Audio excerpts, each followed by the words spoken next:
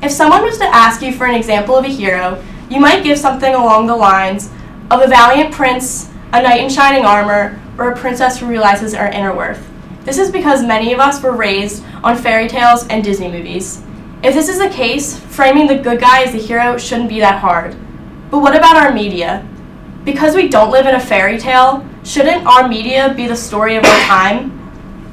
We've been raised with countless stories of good defeating evil, so we should be able to distinguish the good guys and the bad guys, but this isn't always the case. Most people will recognize these two boys before this woman.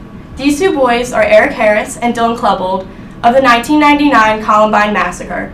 They were the two shooters. This woman is Caitlin Rogue DeBellis. She was a teacher in the Sandy Hook shooting who saved the lives of 15 children by placing herself and the children in a school bathroom. Most people would recognize the mass murderers before they would recognize a person who saved the lives of 15 children. But we can't blame people for knowing the boys before the woman. Columbine marked a new age in media. Prior to Columbine, no school shooting had been televised live or had the same type of media updates. Columbine became a media obsession. According to one report from Ready, there were 296 reports on Columbine from ABC, NBC, and CBS alone. Fox News and CNN charted its all-time highest ratings in their Columbine coverage. And the New York Times took 2 weeks to publish something other than Columbine on its first page. It was a frenzy, and the town of Littleton, Colorado was now infamous. The two boys of the shooting were superstars.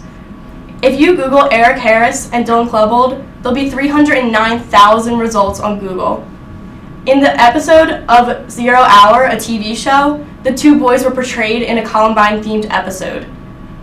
Broadway is even developing a new show of the Columbine Massacre and making it ready for stage.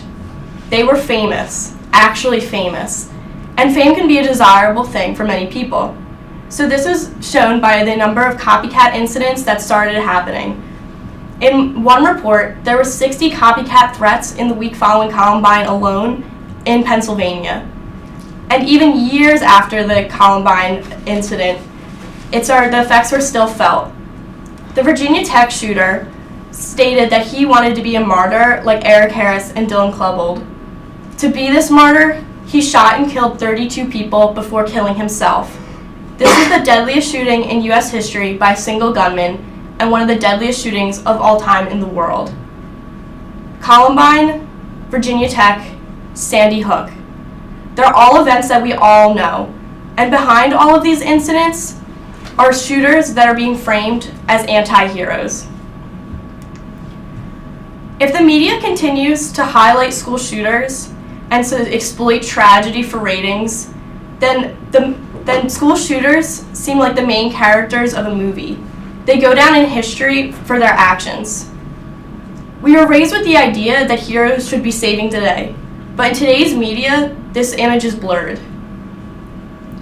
If we want to fix school shootings and school violence, there are many things that we should be focusing on. Our policies, school violence as a whole with statistics, and also gun control. But we also forget one aspect, our media. Obsessing over school shooters only glorifies them. If we want to have a generation of children who seek good, we can't focus on the atrocities committed by others. We can't make school shooters seem like superstars because we need to focus on those in the world who are actually making a difference. We might not be living in a fairy tale, but there is one thing that we should be taking from the storybook. We should be focusing on the good guys instead of loving our villains. Thank you.